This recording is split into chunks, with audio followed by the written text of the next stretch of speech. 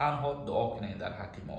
ва дар ҳамин ҷа як чизи дигарам мехоҳам қайд кунам, оиди кору фаъолият кардани шаҳрвандони ҷумҳурии Тоҷикистон ва барои якранг нарафтанаш мо дар муддати 10 рӯзу 20 рӯз ягон видеоҳое мекунем ки доруҳои табиӣ аз ширкати Шифофармо барои шумо. Инчунин доруҳо барои зиёд кардани риш ва мӯи сар, инчунин доруҳо барои нест кардани простатит ва зиёд кардани қувваи мард, доруҳо барои нест кардани сангу намаки гурда. Ба рақамҳои рӯи экран дар тамос бошед. Инчунин нафарҳое ки мехоҳанд ҳиҷомаи бепул кунанд, шумо ҳам муроҷиат кунед. Ассалому алайкум ба ҳама тамошобинони барномаҳои Сорбон Сафаров. Тамошобинони азиз, дар видео лайк монен ва то охирша тамошо кунен, шуморам аз хабарҳои нав огоҳ бошед. Дина як видео кардем оиди патент кардан дар шаҳри Душанбе, оиди пешакӣ номнавис кардан барои кор кардан дар Русия маълумот метиҳем. Гуфтем хоб бо диққат гӯш кунед. Федератсияи Русия тасмим гирифт ки дар давлатҳои Осиёи марказӣ ғайр аз маркази муҳоҷиратие ки хизмат мекунад барои патент кардан, як корхонаи дигар ифтитоҳ кунад барои корфармоён ки барои шаҳрвандони хориҷӣ пеш аз Россия рафтан кор муҳайё кунанд. Мисол мегирем, агар яке аз корфармоёни бақуввати Федератсияи Русия ягон донбардоша дар назар дорем, дар шаҳри Душанбе як корхонае ифтитоҳ мекунанд ки шаҳрвандони ҷумҳурии Тоҷикистон метавонанд рафта дар ҳамун корхона муроҷиат кунанд.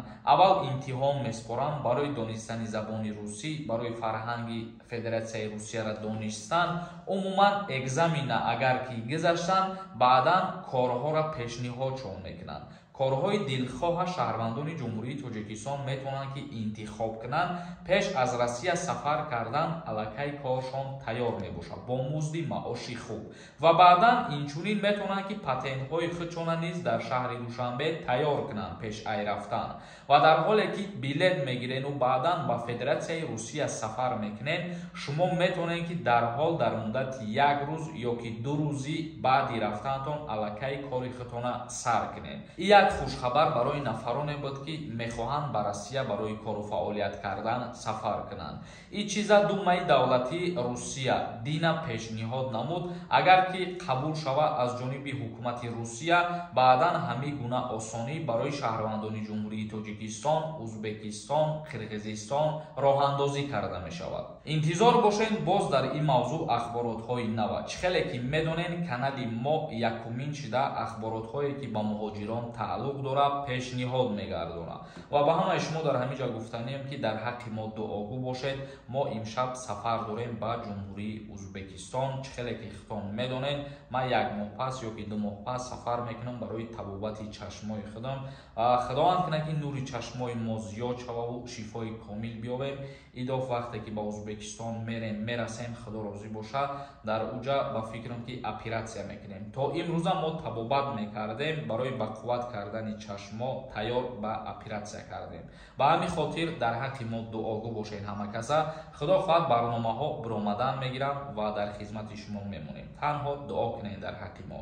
ва дар ҳамин ҷа як чизи дигарам мехоҳам қайд кунам, дар ҳамин мавзӯъам як ҳаракат кунед, як бори дигар дастгиритона нишон бидиҳед, беҳад хирсанд мешам. чихеле ки медонед, дар канали ма конкурси нав сар шидагиай. 3 рӯз шид ки ман старти видеоро дар канал партофтагиам. метавонед омада призоша тамошо кардан бигиред ва ман барои иди Рамазон як аксия кардам, шанса айдаст натиҳед, билети бисёр бихаред.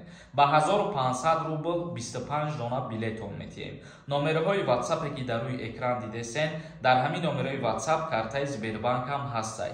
карта ба номи Мунис меброяд. сумта да карта мепартои, чекта да ҳамин WhatsApp роӣ мекунӣ, билетитра равон мекунанд. конкурс ҳамагӣ 75 дона приз дорад. 5таш мошинай. як нафаре ки аз ҳамада бисёр билет мехарад, як мошин падаркай. дар видео мошина нишон додагӣ ҳастем. ҳамагӣ 21 000 билете дар конкурс.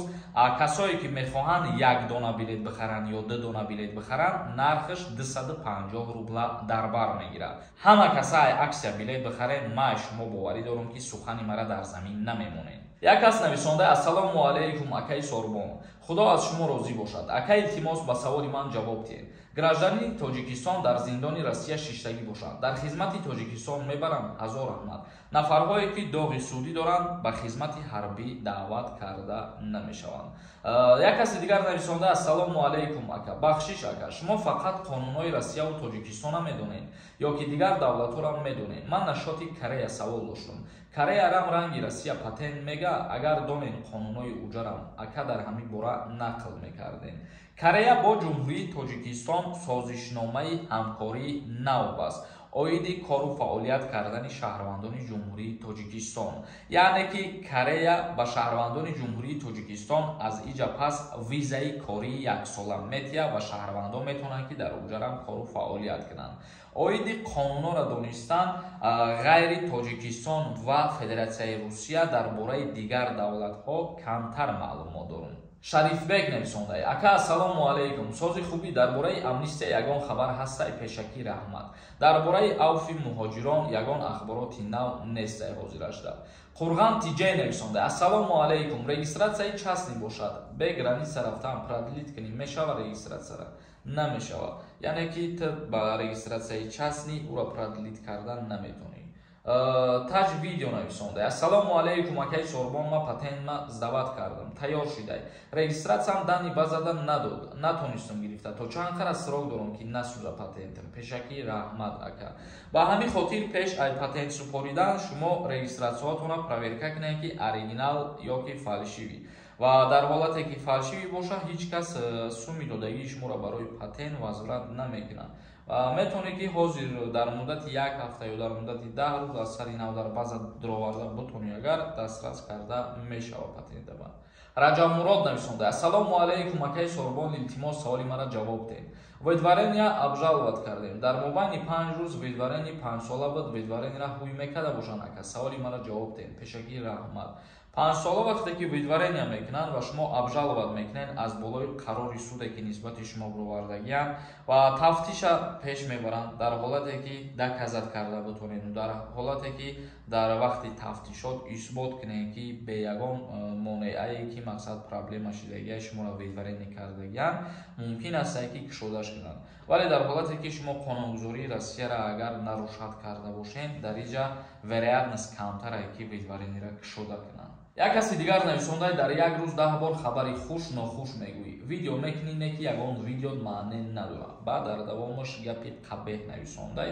аввалан ки барои гапи қабеҳ задан тира ба худованд меспорем. ҳамин чиза бидон ки як инсона хафа кардан дуруст нестай, гапи қабеҳ гуфтан дуруст нестай. баъзе шумо даъвои тарбияву даъвои мусулмонгарӣ мекунед, лекин даҳани худтон бигем ҳамчунон ифлосае ки аз шумо ягон чизи хуб ажидат кардан мумкин нестай. ман баъзе шуморо дар назар дорам, лекин ин чиза фаромӯш накун. бадбахт дар канали ман ҳастанд нафарҳое ки ба хотири пешравии ман дастгирӣ мекунанд ва ба хотири як чиза омӯхтан худшон мара гӯш мекунанд, як чизи хуб меомӯзанд. барномаҳои ман, видеоҳои ман ба ягон кас зарар наоварда, ин зарар намеёрад. як каси дигар нависонда: ассалому алайкум, сози хубӣ ака, умедворам хуб ҳастӣ. соли 1996 кадом моҳош аз хизмат озода? илтимос саволи маро ҷавоб диҳед. ҳамон моҳҳоеш ки пеш аз даъвати баҳорӣ ба 27 солагӣ расидан акай озод мебошанд бародарҷон. Қодиров нависондай: бародар тӯли 2 ё 3 сол ши тамошо мекунем роликота. ба ҷуз регистратсияи патент, запрет, амнистия дигар дар ягон мавзӯъ савол нест бародаро. бас кунем, як ҳаёт патент, регистратсия пурсидан. ҳамин саволое ки шумо метиҳед дар ҳамин Google занед ё Яндекс, дар любой савол ҷавоб ҳаст. нашод мигратсиони Россия. ба худо як саволои 3-4 бошид менависам. мехом ай юрист фаҳмам. ягон бор ҷавоб надод. фақат регистратсия патент, халос. қариб дар ҳама саволҳо як ҷавоб аст, халос. аз сабабе ки тамошобинои ма бисёрш муҳоҷиро мебошанд ва имрӯзҳо худтон медонед ки ба ин мушкилиҳо дучор мешаванд. ба ҳамин хотир ҳамарӯза обуначиҳои нав ки дар канали ма ҳастанд саволҳои такрорӣ зиёд шидан мегирад ва мо кӯшиш мекунем ки ба саволҳо ҷавоб дода мегирем. як каси дигар нависондай: 2 миллион билете дар бозӣ. дар бозӣ ҳеч 2 миллион билет нестай ва ман ҳеҷ вақт количествои билета ба ҷо намекунам. любой тайти метавонӣ ки бидрои ҳисоб кунӣ, ҳамин 21 000 билет 250 рубли чанд қадар мешавад ва баъд бидроен количествои призои мара бибинед, сравнит кунед ки ӯ қадар фоида намемонад ҳамин конкурсо. як каси дигар нависондай: акаи Сормон, Тоҷикистон омади илтимос занг бизан, номерома ҳамкоро номерода додагием нашинохтум ва кадом ҳамкоро номерода додагӣ ба чӣ хотир додагӣ дар комментария ёки дар аму ватсап бинависон бародар. Як каси дигар нависонда чун чӣ менависӣ дига чӣ мелақӣ. Аз сабабе ки мафкураи паст дорӣ намефаҳмӣ номи видео ба барномаҳои мо мувофиқат карданашад. мо ҳар чизеро ки гап мезанем дар бораш номи видео мемонем. Тамошобинони азиз, то видеоҳои оянда худованд ҳамаи мо шуморо нигаҳбон бошад.